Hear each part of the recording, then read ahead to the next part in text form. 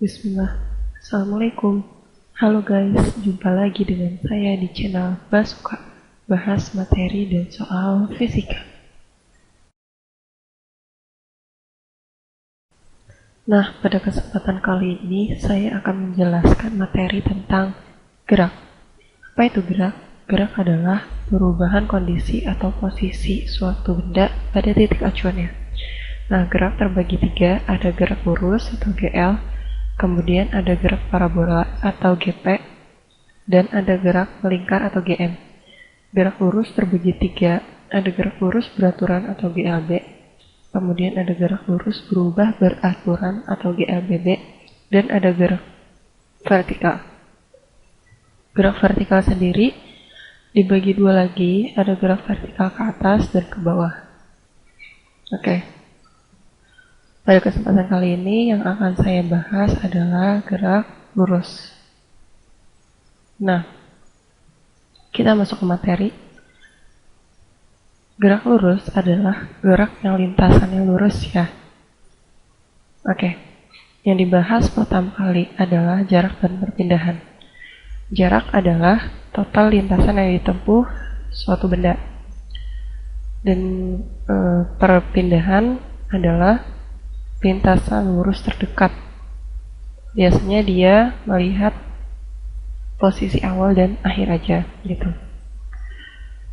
Bedanya jarak sama perpindahan, jarak itu dia besaran skalar dan perpindahan besaran vektor. Selanjutnya adalah kecepatan dan kelajuan. Bedanya kecepatan dan kelajuan, kecepatan ini kalau di bahasa Inggrisin adalah velocity, dan dia termasuk besaran vektor. Rumus kecepatan yaitu V sama dengan S per T. V-nya sebagai kecepatan satuannya meter per second, S-nya sebagai perpindahan satuannya meter, dan T-nya sebagai waktu satuannya second. Kemudian kelajuan.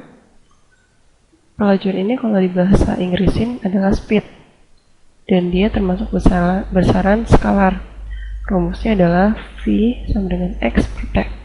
V-nya sebagai kelajuan, satuannya meter per second, X-nya sebagai jarak, satuannya meter, dan T-nya sebagai waktu dengan satuan second. Nah, lanjut ke gerak lurus beraturan atau GLB. Ciri-cirinya gerak lurus beraturan adalah lintasannya berupa garis lurus. Kemudian kecepatannya tetap atau konstan, dan dia tidak memiliki percepatan atau percepatannya sama dengan 0. Grafik untuk gerak lurus beraturan. Yang pertama, grafik V terhadap T adalah sebagai berikut. Jika diketahui sebuah mobil bergerak dengan kecepatan 2 meter per second pada detik pertama, kemudian pada detik kedua juga 2 meter per second, dan detik ketiga juga 2 meter per second, maka bisa dipastikan grafiknya itu seperti ini. Nah, jika terdapat grafik seperti ini, maka termasuk grafik gerak lurus beraturan. Selanjutnya grafik S terhadap T. Grafiknya seperti ini. Nah, untuk S ini sebagai perpindahan ya. Jika diketahui sebuah mobil bergerak dengan kecepatan 2 meter per second, jadi di sini 2 pada detik pertama, maka jaraknya 2. Kemudian pada detik kedua, maka jaraknya 4, dan pada detik ketiga, maka jaraknya 6. Bisa dipastikan grafiknya seperti ini. Nah, jika terdapat grafik seperti ini, maka ini termasuk gerak lurus beraturan. Oke, next, gerak lurus berubah beraturan atau GLBB.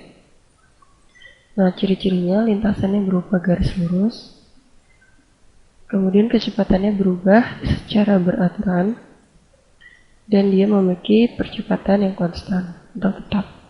Rumusnya, karena dia memiliki percepatan, maka percepatan yang diketahui adalah A sama dengan delta V per delta T.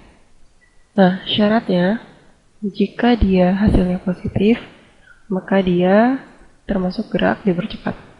Jika hasilnya negatif, maka diperlambat. Kemudian ada rumus-rumus penting yang harus diingat di gerak lurus berubah beraturan, yaitu yang pertama, Vt sama dengan V0 plus At. Rumus ini untuk jika jaraknya tidak diketahui. Rumus yang kedua, Vt kuadrat sama dengan V0 kuadrat plus 2As. Ini rumus untuk jika waktu yang tidak diketahui. Dan terakhir, rumusnya S sama dengan V0T plus setengah At kuadrat. Rumus ini untuk jika Vt tidak diketahui. Kemudian, grafik pada gerak lurus berubah beraturan atau GLBB. Yang pertama, grafik A terhadap T. Seperti berikut. Nah, jika sebuah mobil bergerak dengan percepatan 1 meter per second kuadrat dalam waktu 1 detik, 2 detik, dan 3 detik, maka grafiknya seperti berikut. Bisa dipastikan grafik A terhadap T seperti ini termasuk gerak lurus berubah beraturan. Nah, selanjutnya grafik V terhadap T. Jika bendanya tersebut memiliki percepatan 1 meter per second kuadrat, maka perubahan kecepatannya adalah dalam detik pertama yaitu 1, detik kedua adalah 2, detik ketiga adalah 3. Maka grafiknya seperti ini. Bisa dipastikan bahwa grafik V terhadap T termasuk gerak lurus berubah beraturan. Dan terakhir, grafik S terhadap T.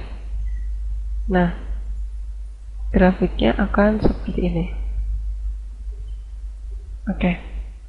Next, gerak vertikal. Gerak vertikal terbagi dua. Yang pertama, gerak vertikal ke atas.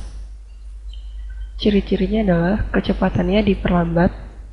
Yang kedua, arah V0 berlawanan dengan arah gravitasi. V0 itu kecepatan awal. Kemudian Vt atau V akhir itu sama dengan 0, karena dia akan memiliki kecepatan 0 pada saat berada di puncak.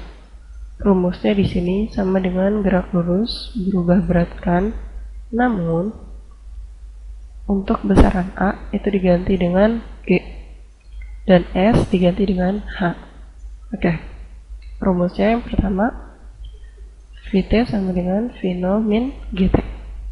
Ingat ya, karena dia ini gerak vertikal ke atas, maka di sini dia pakainya minus. Oke. Rumus yang kedua yaitu adalah Vt kuadrat sama dengan V0 kuadrat dikurang 2GH. Yang ketiga adalah H sama dengan V0T dikurang setengah Gt kuadrat. Kemudian ada persamaan praktis ya, rumus praktis di gerak vertikal ini. Untuk ketinggian maksimum atau Hmax bisa dicari dengan V0 kuadrat per 2G. Kemudian untuk mencari waktu maksimum untuk mencapai puncak bisa dicari dengan Tmax sama dengan V0 per G. Yang terakhir yaitu gerak vertikal ke bawah. Ciri-cirinya kebalikan dari gerak vertikal ke atas. Yang pertama, kecepatannya diperlambat.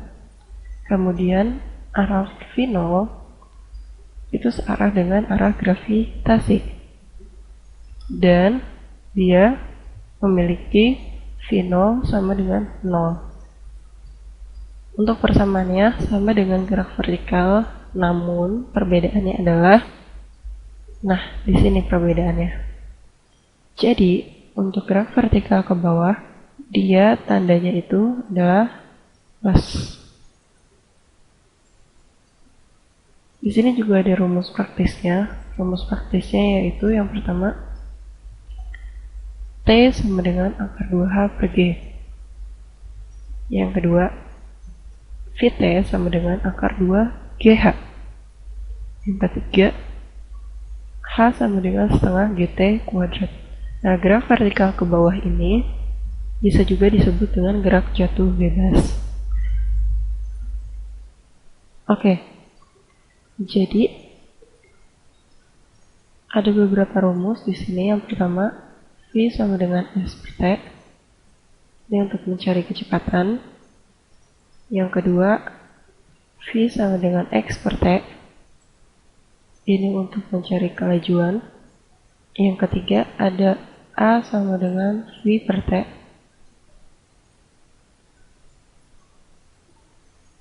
Delta V per T. Ini untuk mencari percepatan. Dan nah, di sini ini rumus yang harus dihafal ya. Mau nggak mau dihafal. Ini gampang ya. Vt sama dengan V0 plus AT. Ini perubahan dari rumus ini. Kemudian yang kedua, Vt kuadrat sama dengan V0 plus 2AS. Ini juga gampang. Lihat aja di sini ada 2, 2, 2. Nah, tapi di sini pakainya S bukan T gitu. Yang terakhir, S sama dengan V0T plus setengah AT kuadrat. Ini saya kasih kata-kata supaya mudah diingat. Seperti ini. Yang ini kan agak susah dihafal ya. Seafood, jalannya setengah ati. Nah, lebih gampang kan? Jadi ini rumus yang harus dihafal. Jangan sampai lupa. Oke. Kemudian untuk gerak vertikal sama rumusnya ini juga harus dihafal. Kalian sebenarnya cukup menghafal rumus di gerak lurus berubah beraturan aja. Nanti A-nya diganti dengan G, S-nya diganti dengan H. Untuk gerak vertikal ke atas, dia pakainya tanda minus. Jangan lupa, ini rumus-rumus praktisnya. Ini praktis banget buat waktu mepet ya. Buat ngerjain soal dengan waktu mepet.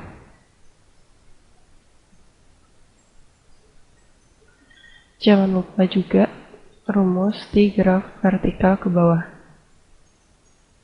Bedanya sama graf vertikal ke atas, graf vertikal ke bawah,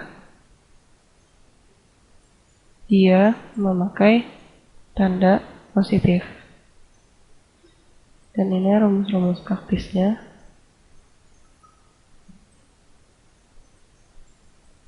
Untuk mempersingkat waktu pengerjaan.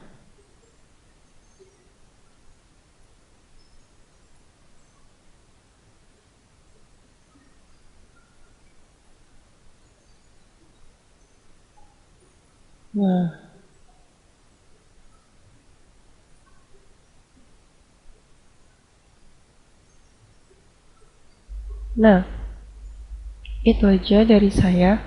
Jika ada kekurangan, mohon maaf. Mohon kritik dan sarannya bisa tulis di kolom komentar. Jangan lupa like, komen, dan subscribe. Dadah, Assalamualaikum.